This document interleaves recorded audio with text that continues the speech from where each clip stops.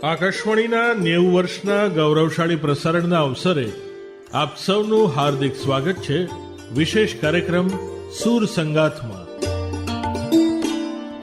9 દાયકાઓથી આકાશવાણીએ સંગીત, સંસ્કૃતિ અને કલાને ઘર ઘરમાં પહોંચાડવાનું પવિત્ર કાર્ય નિભાવ્યું છે અને અનેક પ્રતિભાશાળી કલાકારોને એક મજબૂત મંચ પૂરો પાડ્યો છે.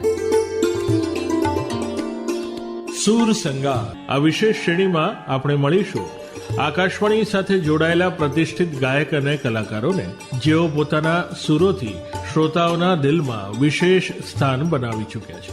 તેમની સંગીત યાત્રા, અનુભવો અને યાદગાર પળો સાથે સુર સંગાત આપને લઈ જશે એક મધુર અને આત્મીય સંગીત પ્રવાસ પર. પ્રસ્તુત છે કાર્યક્રમ સુર સંગાત.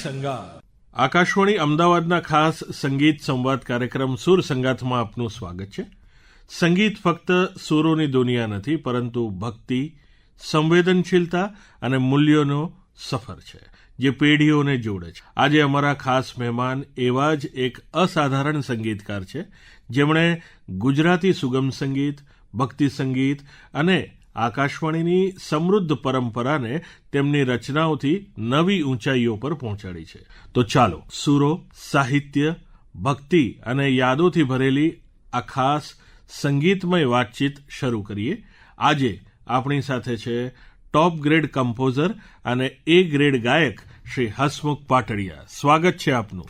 નમસ્કાર ઉત્કર્ષભાઈ, આકાશવાણીનો હું ખૂબ ખૂબ આભારી છું. હું તો આમ તો આ જ ફેમિલીનો માણસ છું, બરાબર, પણ છતાંય આ મારી વાત મૂકવાનો તમે આ મને એક ચાન્સ આપ્યો છે, એક મોકો આપ્યો છે, એના માટે આભાર. તો હસમુખભાઈ, તમારી સફર બાળ કલાકાર તરીકે રાજકોટમાં શ્રી બાબુભાઈ અંધારિયા, કાંતિભાઈ સોનછત્રા અને ચંદુભાઈ રાઠોડના માર્ગદર્શન હેઠળ શરૂ થઈ હતી. તમારા ગુરુઓ પાસેથી તમને પહેલી તાલીમ એવી કઈ મળી કે જે તમે હજુ પણ દરેક રચના પહેલા અનુસરો છો? આ 3 જે ગુરુ છે એમની પાસે મેં પદ્ધતિસરની તાલીમ લીધેલી, પણ સૌથી પહેલા મારા ગુરુ મારા મોટા બાપુ, એટલે અમારે ત્યાં સૌરાષ્ટ્રમાં ભાઈજી કીએ જી, તો એ મારા ફાધરથી મોટા નાનુભાઈ સોની, એમની પાસે હું પહેલું વહેલું સંગીત એમની પાસે સાંભળ્યું અને પહેલું વહેલું એમની પાસે શીખ્યું. બરાબર. હું જ્યારે ગામડામાં રહેતો ત્યારે લગભગ 9 વર્ષનો થયો ત્યાં સુધી ગામડામાં હતો અને હું ત્યાં જ રહેતો. ત્યાં લાઇટ બી નહોતી, એવા ગામમાં હું રહેતો. અને મારા મોટા બાપુ સવારે પૂજા કરવા બેસે ત્યારે અમને બધા ભાઈઓને સામે બેસાડીને સંગીત સંભળાવે અને શીખવાડે. બરાબર. આ જુદા જુદા કીર્તનો અને છંદ ને આ બધી રચનાઓ શીખવાડે. એમને પહેલું વહેલું મને હાર્મોનિયમમાં ગોવિંદ બોલો, હરિ ગોપાલ બોલો આ ટ્યુન શીખવાડી. શું વાત છે. અને છંદ શીખવાડ્યા. તો શરૂઆત મારી એવી રીતે થઈ. તો એ અમારા શ્રોતા મિત્રો માટે એ એકચ્યુઅલી ધૂન છે, આપણે બધા ગાતા હોય છે. ગોવિંદ બોલો, હરિ ગોપાલ બોલો, ગોવિંદ બોલો, હરિ ગોપાલ બોલો, રાધા રમણ હરિ ગોવિંદ બોલો, રાધા રમણ હરિ ગોવિંદ બોલો, ગોવિંદ બોલો, હરિ ગોપાલ બોલો. આકાશવાણી અમદાવાદમાં ટોપ ગ્રેડ સંગીતકાર અને એ ગ્રેડ ગાયક તરીકે તમે રેડિયોના સુવર્ણ યુગને નજીકથી જોયો છે. તો આકાશવાણી અમદાવાદ ગુજરાતી સુગમ સંગીત માટે આટલું શક્તિશાળી એક નર્સરી એટલે કે તાલીમ કેન્દ્ર જેવું છે. ના, જરૂરથી જ, કારણ કે મારો પહેલો નાતો જ આકાશવાણીથી છે. રાજકોટમાં હું જ્યારે લગભગ 12-13 વર્ષનો હતો ત્યારે બાળ કલાકાર તરીકે ગાતો હતો. બરાબર. આકાશવાણી રાજકોટમાં એક ખૂબ જ જાણીતો પ્રોગ્રામ આવતો, બાળ ગીતનો બાલ સભા કાર્યક્રમ, અને રવિવારે એ 9:30 વાગે આવતો. અને આકાશવાણીના 2 એનાઉન્સરો, નાની બેન અને મોટી બેન, એ આ કાર્યક્રમ ચલાવતા. નાની બેન એટલે રેણુબેન યાજ્ઞિક. તો આ કાર્યક્રમમાં હું ગાવા જતો, બધા બાળકો ગાવા આવતા.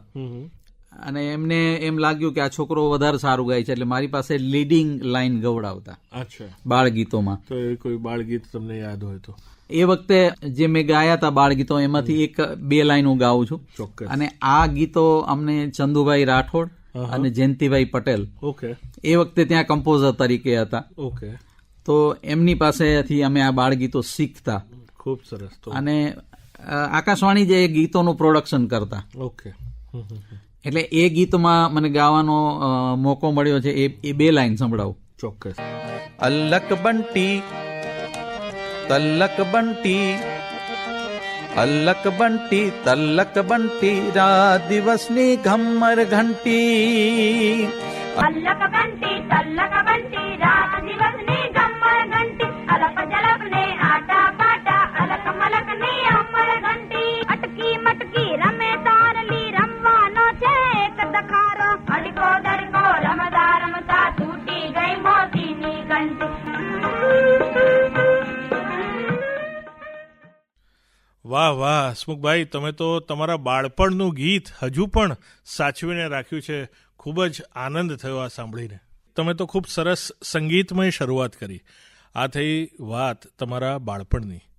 તો અમારા શ્રોતા મિત્રોને રસ પડશે જો તમે તમારી સુગમ સંગીતની યાત્રા વિશે એ શરૂઆતના દિવસોની પણ થોડી વાત કહેશો. મારી સુગમ સંગીતની જો શરૂઆત થઈ હોય તો ભદ્રાયુભાઈ ધોળકિયા એમનું એક કમ્પોઝિશન હતું, શબ્દ ક્યાં મારો કે તમારો છે. આ ગઝલ હું ગાતો. અમે ને ભદ્રાયુભાઈ એમની ઘેરે શનિવારે બેસીને ગાતા વગાડતા. હું એમની પાસે પહેલી વખત આ રચના શીખ્યો અને પછી તો હું બધે કોલેજમાં ને એમાં હરીફાઈમાં ભાગ લેતો. ત્યાં યુનિવર્સિટીમાં પણ સતત 3 વર્ષ મને પ્રાઇઝ મળ્યું. એવી રીતે અમદાવાદમાં પણ એક એ વખતે ફર્સ્ટ ટાઈમ રિયાલિટી શો એ અમદાવાદમાં થયો હતો, જે અત્યારે ટીવી ઉપર આવે છે એવા શોમાંનો આ એક શો હતો. અને એ શોનું નામ હતું મહેફિલ. ઈસરો દ્વારા જે આ શો થયો એમાં પણ મને પ્રાઇઝ મળેલું. અમદાવાદમાં બીજી એક હરીફાઈ થતી અને એ શેખાદમ આબુવાલા ટ્રોફી, અને આ પંકજ ઉદાસ દ્વારા આ આયોજન થતું અને એમાં પણ મને પ્રાઇઝ મળેલું. એવી રીતે ગુજરાત સરકાર દ્વારા જે દર વર્ષે કોમ્પિટિશન થતી હોય એમાં એક પરેશ ભટ્ટ ટ્રોફી, એ સુગમ સંગીતની ટ્રોફી પણ મને મળેલી છે. પરેશ ભટ્ટની કોઈ રચના તમને યાદ હોય તો અમારા શ્રોતા મિત્રો માટે આપ એ સંભળાવશો. મને જે સ્વરાંકનો જેમના ગમે છે એવા સ્વરકારોમાં આ પરેશ ભટ્ટનું આ સુંદર સ્વરાંકન છે. મારું જીવન ઓ મારું જીવન, મારું જીવન એ જ મારી વાણી, બીજું એ તો ઝાકળ પાણી, બીજું એ તો ઝાકળ પાણી. મારું જીવન ઓ મારું જીવન, મારું જીવન એ જ મારી વાણી. આકાશવાણી સાથેની પણ તમારી જે યાત્રા શરૂ થઈ એ શરૂઆતના દિવસોની પણ થોડી વાત કહેશો. આકાશવાણીમાં હું યુવાવાણીમાં હું સુગમ સંગીત ગાતો. પછી મેં બી ગ્રેડની પરીક્ષા આપી, પછી બી હાઈ થયો અને અત્યારે એ ગ્રેડના માન્ય ગાયક તરીકે હું આકાશવાણીમાં ગાઉં છું. આકાશવાણીમાં હું ટોપ ગ્રેડના કમ્પોઝર તરીકે પણ અત્યારે સેવા આપી રહ્યો છું. અને એનું જો શ્રેય કોઈને જતું હોય તો સ્ટેશન ડિરેક્ટર, જે એ વખતે રાજકોટમાં ઋષિકુમાર શાસ્ત્રી સાહેબ એ આવેલા અને એને મને સાંભળીને સલાહ આપી કે તું કમ્પોઝિશન સરસ કરસ તો તું એની ઓડિશન આપ અને ભવિષ્યમાં તને આકાશવાણીમાં નોકરી કરવાનો પણ ચાન્સ મળશે.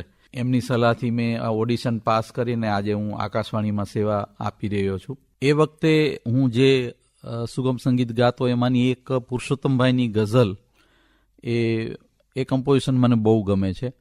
અને જો કે અત્યારે બહુ ઓછું ગવાય છે કે બહુ સંભળાતું નથી, પણ બહુ સુંદર કમ્પોઝિશન છે. તમને સંભળાવું 2 લાઈન. કોઈ ખબર પડી નહીં આવી જનારની, બસ આટલી જ વાર્તા, બસ આટલી જ વાર્તા છે ખુલ્લા દ્વારની.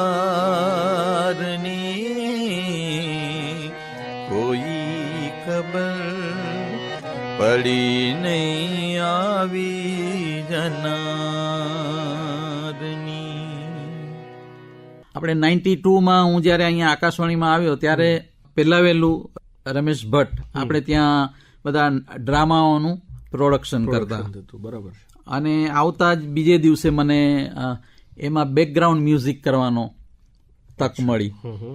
અને લકીલી એ વખતે એક સિરિયલ આવતી હતી, હિન્દી સિરિયલ ચાણક્ય. ઓકે. અને એમાં મ્યુઝિક આશિષ દેસાઈએ કરેલું અને એ હું સાંભળતો. એટલે એમાંથી મને થોડું શીખવા એ મળ્યું કે ઐતિહાસિક સિરિયલ હોય, ઐતિહાસિક નાટક હોય તો એમાં કઈ રીતનું મ્યુઝિક આવે. પેલું મ્યુઝિક એ આપ્યું. હસમુખભાઈ, આપે હમણાં વાત કરી ચાણક્યના મ્યુઝિક વિશે, તો આશિષભાઈને તો આપ ગુરુ સમાન માનો છો. એમની કોઈ સ્વરચના હોય જે તમને ખૂબ ગમતી હોય તે સંભળાવશો? એમની એ વખતની એક સુંદર રચના ટોળાની શૂન્યતા છે. ટોળાની શૂન્યતા છું, જવા દો કશું નથી. ટોળાની શૂન્યતા છું, જવા દો કશું નથી. મારા જીવનનો મર્મ છું, મારા જીવનનો મર્મ છું. હું છું ને હું નથી. ટોળાની શૂન્યતા છું, જવા દો કશું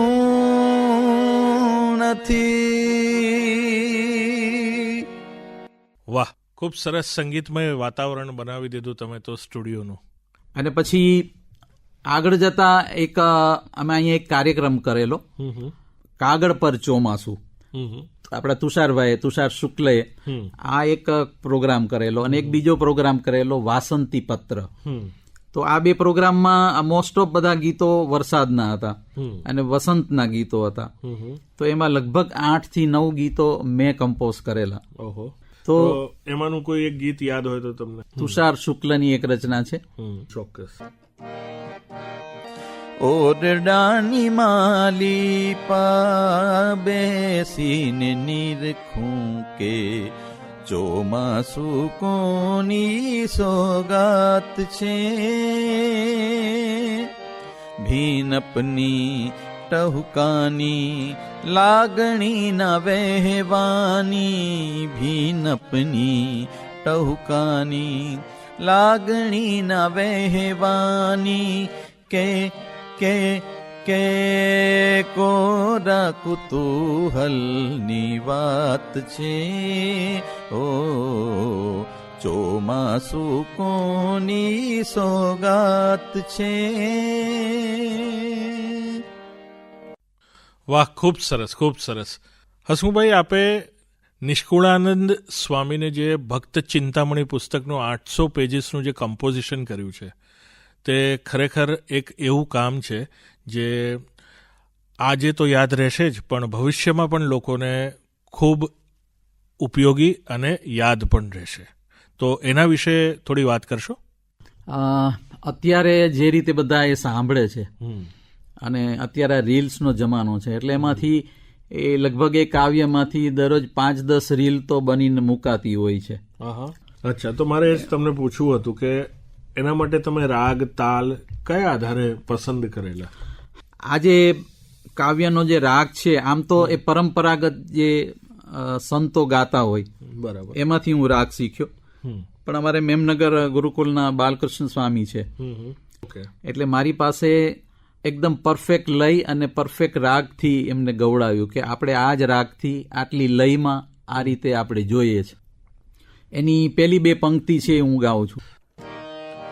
મંગલ મૂર્તિ મહાપ્રભુ શ્રી સહજાનંદ સુખ રૂપ ભક્તિ ધર્મા સુત શ્રી હરિ સમરું સદાય અનુપ પરમ દયાળુ છો તમે શ્રી કૃષ્ણ સર્વાધીશ પ્રથમ તમને પ્રાણમુ નમુ વારંવાર હું શીશ પ્રથમ તમને પ્રાણમુ નમુ વારંવાર હું શીશ. વાહ, ખૂબ સરસ. હસમુખભાઈ, સ્વામિનારાયણ સંપ્રદાયના લગભગ 2000થી વધુ કીર્તન આપે કોમ્પોઝ કર્યા છે અને ઘણા કલાકારોએ તમારા કોમ્પોઝિશન ગાયા પણ છે. તો એમાંનું કોઈ એક કીર્તન જો યાદ હોય તો અત્યારે અમારા શ્રોતા મિત્રોને સંભળાવશો? મારા સ્વામિનારાયણ સંપ્રદાયના જે કીર્તનના કમ્પોઝિશનો છે એમાં ઘણા બધા કીર્તનો, જે એરી એરી આજ રંગમહલ મધ્ય બેઠે મોહન પિયા, પછી બીજું છે આવો પાડોશી પાતળિયા, એવા અનેક કમ્પોઝિશનો છે. એમાં એક માવા તારી મૂર્તિમાં એ કમ્પોઝિશન એવું છે, એ લગભગ બધા સત્સંગીઓની ઘેરે આ કીર્તન દરરોજ સવારે એક વખત તો વાગતું જ હશે. આપને આ કીર્તન સંભળાવું. માવા તારી મૂર્તિમાં મોહી મોહી રે, માવા તારી મૂર્તિમાં મોહી મોહી રે, પ્યારા તારી મૂર્તિમાં મોહી મોહી રે, પ્યારા તારી મૂર્તિમાં મોહી મોહી રે, માવા તારી મૂર્તિમાં મોહી મોહી રે. કમર કટારો લાગત પ્યારો, કમર કટારો લાગત પ્યારો, જીવું છું છો ગલિયું જોઈ જોઈ રે, જીવું છું છો ગલિયું જોઈ જોઈ રે, માવા તારી મૂર્તિમાં મોહી મોહી રે, માવા તારી મૂર્તિમાં મોહી મોહી રે. ખૂબ સરસ. હસમુખભાઈ, સુરેશ વાડકર, હેમંત ચૌહાણ, કરસન સાગઠિયા અનેક કલાકારો સાથે તમે કામ કર્યું છે, તેમને તમારી રચનાઓ પણ ગાઈ છે. તો એક ચોક્કસ ગાયકના અવાજ માટે તમે કેવી રીતે સૂર પસંદ કરો છો? તો જ્યારે આ કમ્પોઝિશન કરેલા ત્યારે એવું નક્કી નથી હોતું કે કોની પાસે ગવડાવું, પણ કમ્પોઝિશન જે રીતે બને એ રીતે કલાકારની પસંદગી કરતા કે ભાઈ આ ફોક સ્ટાઇલનું છે તો કરશનભાઈ ગાશે, આ સુગમ સ્ટાઇલનું છે તો પ્રાર્થના ટાઈપનું છે તો એ સુરેશ વાડકરના અવાજમાં એકદમ સરસ લાગશે, કે પછી કવાલી ટાઈપનું હોય તો ઓસમાન મીર પાસે બી મેં કવાલી ગવડાવી હતી. એટલે કલાકાર પછીથી નક્કી થાય, પેલા કમ્પોઝિશન છે એ બને. અથવા તો એવો કોઈ પ્રોજેક્ટ હોય કે આમાં કવ્વાલી જ બનાવવાની છે અને આમની પાસે જ ગવડાવવાની છે તો કમ્પોઝિશન એના હિસાબથી બનતું હોય છે. આકાશવાણીમાં આજના ડિજિટલ ઓર્કેસ્ટ્રાઇઝેશન જે થયું છે તો એમાં શું નવું છે? પેલા આપણે સ્પૂલમાં રેકોર્ડિંગ કરતા. અમને ખબર છે કે પેલા સ્પૂલમાં રેકોર્ડિંગ થતા ત્યારે રીટેક કરવાનો પ્રોબ્લેમ બહુ થતો. એટલે રીટેક કરો તો કોઈને કોઈ ભૂલ રહી જતી. અત્યારે ડિજિટલાઇઝેશનમાં તમે અડધા ગીત પછી કોઈ ભૂલ આવે તો એમાં તમે એટલી ભૂલ સુધારીને ફરીથી બાકીનો અંતરો કે બાકીનું ગીત કરી શકો છો. બિલકુલ. આ વસ્તુ પેલા થતી નહોતી, પણ હવે ડિજિટલમાં અમને વધારે મજા આવે છે. એટલી મોકળાશ છે. આપણે ડિજિટલ જે રેકોર્ડિંગ છે એને સાચવવું પણ અત્યારે સરળ છે. એ વખતે આપણી પાસે લગભગ 40-50 સ્ટેપો આપણને આપી હોય મ્યુઝિક સેક્શનને. બરાબર. એટલે એ મ્યુઝિક સેક્શનની 50 સ્ટેપને રેકોર્ડિંગ પૂરું થાય એટલે પાછી પહેલા નંબરની ટેપને ભૂસી નાખવી પડે. બરાબર. આપે જે મ્યુઝિક સેક્શનની વાત કરી, આપ તો વર્ષોથી આકાશવાણી અમદાવાદના મ્યુઝિક સેક્શન જોડે જોડાયેલા છો, તો એવી કોઈ યાદો હોય મ્યુઝિક સેક્શન જોડે તમારી? એવી કોઈ વાત યાદ આવતી હોય તમને? આકાશવાણીની જો વાત કરીએ તો 92 થી શરૂ કરીને અત્યાર સુધી આકાશવાણીમાં ઘણી બધી કોન્સર્ટો, ઘણા બધા રેકોર્ડિંગ્સ એની અમારી યાદ છે. કારણ કે જ્યારે મોટા પ્રોગ્રામ હોય, આપણે જેને નેશનલ પ્રોગ્રામ ઓફ મ્યુઝિક કહીએ છીએ, અમને એવું યાદ છે કે એક નેશનલ પ્રોગ્રામ મ્યુઝિકમાં કોન્સર્ટ પૂરી થઈ ત્યારે જે રેકોર્ડિંગ્સ હતું એ વગાડવા લાયક નહોતું થયું. બાર હોલમાં જે પ્રોગ્રામ હતો ત્યાં અમે રેકોર્ડિંગ કરેલું. હવે એ લાઈવ પ્રોગ્રામનું રેકોર્ડિંગ બરાબર નહોતું થયું, એટલે બ્રોડકાસ્ટ લાયક નહોતું. હા, એટલે બ્રોડકાસ્ટ લાયક નહોતું. એટલે ફરીથી રાત્રે 12 વાગે 12 થી 2-2:30 વાગ્યા સુધી એનું ફરીથી રેકોર્ડિંગ કરવામાં આવ્યું. અને પછી એને બ્રોડકાસ્ટ કરવામાં આવ્યું. એ પેલા આપણે જોઈએ તો મનોજ સાહેબ હતા, અને મનોજ સાહેબનો સ્વભાવ પ્રમાણે એને કોન્સર્ટ બહુ ગમતી. તો અમને એવું યાદ છે કે એક અમારે સ્ટેજ ઉપર પહેરવાનો જબ્બો અને ગાવા માટેની એક બુક હું અહીંયા જ રાખતો. કારણ કે મનોજ સાહેબ સવારે એમ કહે કે હવે બપોરે 4 વાગે આપણે કોન્સર્ટ છે. અને એમનો આગ્રહ એવો હતો કે આકાશવાણીના કલાકારથી જ આ કોન્સર્ટ શરૂ થાય. બરાબર. એટલે બહારના કલાકારો તો ગાવાના જ હોય, પણ આકાશવાણીના કલાકારો છે એ મારા કલાકારો પેલી રચના શરૂ કરે. વાહ. સાથે સાથે આકાશવાણીમાં દર 15 દિવસે એક આ માસનું ગીત વાગતું. ઓકે. એનું અલગથી બજેટ ફાળવવામાં આવતું, અને દર 15 દિવસે નવું કોરલ ગીત, ઓકે, કોરલ, હા, એની રચના થતી અને આ માસના ગીત તરીકે એ વાગતી. અચ્છા. એટલે એ બધી યાદો તમારા સ્મૃતિમાં હજુ પણ છે? હા, એ વખતે હું આ કોરલ ગીતો કરાવતો, અને એ 6 વાગે છૂટીને પછી 2 રિહર્સલ પછી ત્રીજે દિવસે રેકોર્ડિંગ કરતા. બરાબર છે. એટલે લાંબી મંજિલ તમે કાપેલી છે આકાશવાણી અમદાવાદ સાથે. ખૂબ સરસ. તો તમે જે શાસ્ત્રીય સંગીતને ઊંડાણ અને લોકસંગીતની સફળતા વચ્ચે સફળતાપૂર્વક એક સેતુ બાંધેલો છે. હા જી.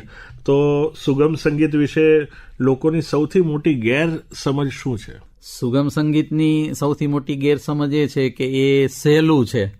નામ સુગમ સંગીત છે, પણ સુગમ સંગીત એ સુગમ નથી. ફોક મ્યુઝિક છે એ ગળથુથી મળેલું હોય. કોઈ બી ફોક મ્યુઝિક ગાતો હોય તો એને જન્મથી આવડતું હોય. શાસ્ત્રીય સંગીત એવું છે કે તમે ક્લાસિકલ શીખ્યા હો અને પછી ગાઓ તો એ શીખેલું સંગીત છે. બરાબર. પણ સુગમ સંગીત છે એ થોડું શાસ્ત્રીય શીખ્યા હોય, થોડી તમારામાં કમ્પોઝિશન કરવાની આવડત હોય, અથવા તો થોડી ગાવાની આવડત હોય, બિલકુલ, તો ફોક અને ક્લાસિકલના મિશ્રણથી તમે સુગમ સંગીતના ગીતને કમ્પોઝ કરી શકો. પણ એના માટે તમારે શબ્દોને પેલા સમજવા જરૂરી છે કે આ શબ્દો શું કહેવા માંગે છે. એ પ્રમાણે રાગને સિલેક્શન કરીને પછી તમે કમ્પોઝિશન અર્થસભર કરવું પડે. બરાબર છે. તો છેલ્લા 4-5 દાયકામાં તમે ગુજરાતી શ્રોતાઓના સ્વાદમાં ફેરફાર કેવી રીતે જોયો છે? રેડિયોના યુગથી લઈને કેસેટ, સીડી, ટીવી અને આજે યુટ્યુબ ને રીલ્સની આપણે વાત કરીએ તો રેડિયોના માધ્યમથી લોકોએ બધા ગીતોનો, લોકસંગીતનો અને શાસ્ત્રીય સંગીતનો સ્વાદ માણેલો છે. અને તમને ખબર હોય તો કે દિલીપ ધોળકિયા છે, અવિનાશભાઈ છે, પુરુષોત્તમભાઈ, ગુજરાતી ફિલ્મના ગીતો કે સુગમ સંગીતના ગીતો કે ફોક મ્યુઝિકના ગીતો, એ ગીતો એટલા બધા સંભળાણા કારણ કે રેડિયો સિવાય બીજું કોઈ માધ્યમ નહોતું. એટલે લોકોને એ એકદમ યાદ રહી ગયા, અને એ ગીતો કાયમી ગવાતા અને હજી પણ ગવાય છે. સંભળાય પણ છે. હા, પણ અત્યારે તમે કીધું એમ યુટ્યુબનો જમાનો આવી ગયો. કોઈ બી કલાકાર પોતાનું રેકોર્ડિંગ કરીને મૂકી શકે અને આખી દુનિયા એમને સાંભળે. બરાબર. પેલો રેડિયો નથી, આપણી એક રેન્જ હતી કે આટલામાં સંભળાય. અત્યારે જો કે રેડિયો તો બધે વિદેશમાં પણ સાંભળી શકાય છે, પણ યુટ્યુબ માધ્યમથી લોકોને બધા સુધી પહોંચવાનો એક મોકો મળે છે. એટલે આ ઘણો ફેરફાર છે. લોકો પાસે સમય નથી એટલે રીલ્સમાં યુટ્યુબ કે એના પરથી, રેડિયો પરથી રીલ્સ ઉપર આવી ગયા. હા, અને એક બીજી વાત કરું તો જે શાસ્ત્રીય સંગીત જેને શીખવું છે તો એ વારંવાર એકને એક રાગ સાંભળશે. બરાબર. એવી રીતે જે વિદ્યાર્થી છે એને જયારે શીખવું હોય એ રાગને તૈયાર કરવામાં એને બહુ સરળતા રહે છે, અને એકને એક રાગ છે એ અનેક કલાકારથી એ સાંભળીને શીખી શકે છે. પહેલાના જમાનામાં એવું નહોતું. કલાકારને એના ગુરુ જે શીખવાડે એ એક વખતમાં શીખી લેવું પડતું. બરાબર છે. આ છે એ વારંવાર સાંભળી અને તૈયારી કરી શકે છે. એટલે મારી જયારે એટલે બહુ ફ્રીડમ. હસમુખભાઈ, આકાશવાણીની 90 વર્ષની ઐતિહાસિક સફરને આપે નજીકથી જોઈ છે અને જીવ્યા છો. તમારા મતે આકાશવાણીની સૌથી મોટી તાકાત શું રહી છે? આકાશવાણીની મોટી તાકાત એ છે કે એની પાસે વૈવિધ્યસભર કાર્યક્રમો છે, રેકોર્ડિંગ્સ છે. બિલકુલ. તમે અત્યારે જોશો કે FM સ્ટુડિયો ઘણા બધા થઈ છે, પણ FM સ્ટુડિયો વાળા પાસે કે રેડિયો પાસે ફિલ્મી ગીતો એ સિવાય બીજું કોઈ મટીરિયલ નથી, અથવા તો કોઈ કંપની વાળાએ જે આપેલું હોય એ મટીરિયલ છે.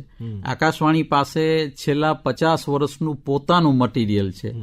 એક સમૃદ્ધ લાઇબ્રેરી છે કે જે કોઈની પાસે રેકોર્ડિંગ નહીં હોય એ આકાશવાણી પાસે છે. અને વિજ્ઞાનની વાત હોય, કૃષિ વિકાસની કે બાળકોની હોય કે બહેનોની વાત હોય કે સુગમ સંગીત, શાસ્ત્રીય લોક સંગીત, આ બધું જ આપણી પાસે છે. તો આજે જયારે આકાશવાણી અમદાવાદ 90 વર્ષ પૂર્ણ કરી રહ્યું છે, તો શું તમને લાગે છે કે આકાશવાણીએ માત્ર કલાકારો જ નહીં પણ સંસ્કૃતિ અને સંગીત પરંપરાને પણ વિકસાવી છે?